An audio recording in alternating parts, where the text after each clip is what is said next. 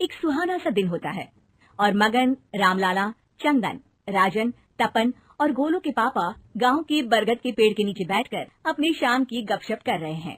अरे रामलाला और चंदन, तुम्हारी फसल कैसी चल रही है इस साल?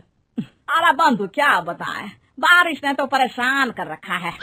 सही बात, बारिश की कमी ने दिमाग खराब कर दिया है। सरपंच गांव वालों के लिए एक खबर लेकर आता है। अच्छा मेरे गांव के भाइयों, सुनो जरा। हमारी सरकार ने किसानों के लिए शहर में एक सेमिनार का आयोजन किया है, जिसमें वो खेतों के बारे में और भी कुछ जानकारी देंगे। तो मुझे लगता है कि हमें वहाँ जाना चाहिए। सरपंच जी, मेरे खेतों में कीड़ों ने परेशान कर दिया है, उसके लिए कुछ जानकारी मिलेगी क्या? बिल्कुल, तुम्हारे खेतों के बारे में तुम्हें सारी जानकारी देंगे वो लोग। तुम तीनों को जाना चाहिए, बहुत फायदा होगा तुम्हें उससे। ये कहकर सरपंच वहाँ से चला जाता है और तीनों सोचते हैं कि वो शाम के वक्त मैदान पर मिलेंगे और वहीं से रवाना हो जाएंगे। तीनों दोस्त मैदान पर मिलते हैं और जैसे ही निकलना शुरू करते हैं तभी एक बांसुरी की आवाज सुनकर वो भी उसी और सम्मोहित स्थिति में चलना शुरू कर देते हैं। कुछ बच्चे हर बार की तरह अपना दोपहर का फुटबॉल का गेम खेल रहे हैं। पकड़ लिया, पकड़ के दिखा मुझे, इतना भी नहीं कर सकता। अच्छा कितना भागेगा? आखिरकार तो मेरी पकड़ में आ ही जाएगा। हाँ तुझे पता नहीं तपन, राजन कितनी तेज दौड़ लगा सकता है। खेलते खेलते अचानक से एक बांसुरी की मीठी आवाज सुनाई पड़ती है। सारे बच्चे उसका पीछा करने लगते हैं। शाम हो गई है और बच्चों के घर न आने की वजह से उनकी माँ मैदान में पहुँच जाती है। राजन बेटे, अरे ओ राजन बेटे, किधर चले गए? इतनी देर हो गई, घर वापस क्यों नहीं आए बेटे? तपन बेटा, चलो घर, शाम हो गई है, कितना खेलोगे? और गोलू, ओ गोलू। तीनों की माँ एक दूसरे को देखने लगती है और उन्हें एहसास होता है कि उन तीनों के बेटे घर आए ही नहीं। अरे राजन और गोलू की मम्मी आप इधर? राजन और गोलू घर नहीं आए क्या अभी तक? नहीं तो दोपहर में राजन मुझे बताकर गया था कि वो तपन और गोलू के साथ खेलने जा रहा है। मैंने सुना है कि गांव में एक चुड़ैल घूम रही है, कहीं वही तो नहीं ले गई ना हमारे बच्चों को?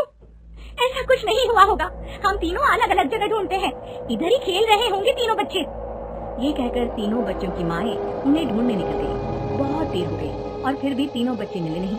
तीनों की माएं मैदान पर फिर से मिलती हैं। सुनिए जी, ये तीनों मिल ही नहीं रहे और मेरे दिमाग में बहुत बुरे बुरे ख्याल आ रहे हैं। आप चिंता मत कीजिए, हम सरपंच से जाकर बात करते हैं, वो हमारी मदद करेंगे। गोलू की माँ सही कह रही हो, चलो चलते हैं। एक उम्मीद की आशा लेकर तीनों अपने बेटों की फिक्र में सरपंच के घर जा पहुंचती है। सरपंच अपनी शाम की चाय पी रहे हैं और अखबार पढ़ रहे हैं। तभी तीनों की माँ हड़बड़ी में भागकर उनके पास आती है। अरे अरे, आप तीनों इतनी डरी हुई क्यों हो? क्या हुआ? ऐसी क्या बात हो गई? तिवारी जी, हमारे लड़के दोपहर से खेलने गए हैं और अब तक लौटे नहीं हैं। हमने उन्हें सब जगह ढूंढा लेकिन हमें वो मिले ही नहीं, इसीलिए हम भागकर आपके पास आ गए। अच्छा, इनके पिता कहाँ है? ये कुछ काम के लिए शहर गए हैं, इसीलिए हम भागकर आपके पास आए हैं।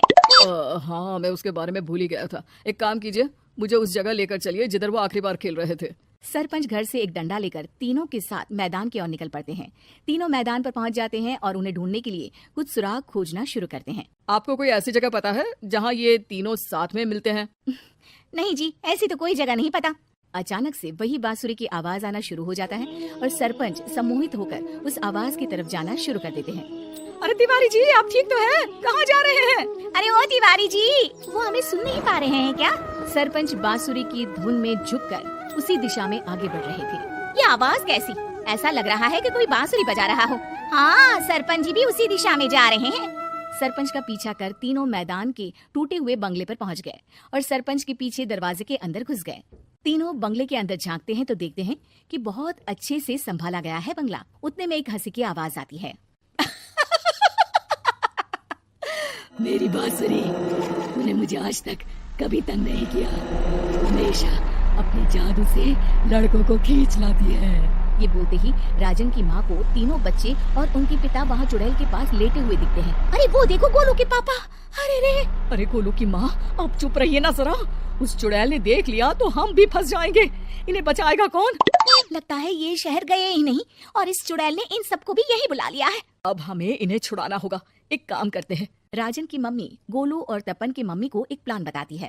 बिल्कुल सही कह रही हो राजन की मम्मी, चलो आज इस चुड़ैल को मजा चखाते हैं। तीनों माएं अपने छुपने की जगह से बाहर निकलती हैं और एक्टिंग करना शुरू कर देती है। ये तो बढ़िया है, अब इसका असर औरतों पर भी हो रहा है। वाह जी वाह। तीनों माएं चुड़ैल की थोड़ा करीब आती हैं। राजन और गोलू की माँ चुड़ैल को पकड़ लेते हैं और तपन की माँ बांसुरी हाथ से पकड़कर तोड़ देती है। अरे पागल औरत, ये क्या कर दिया?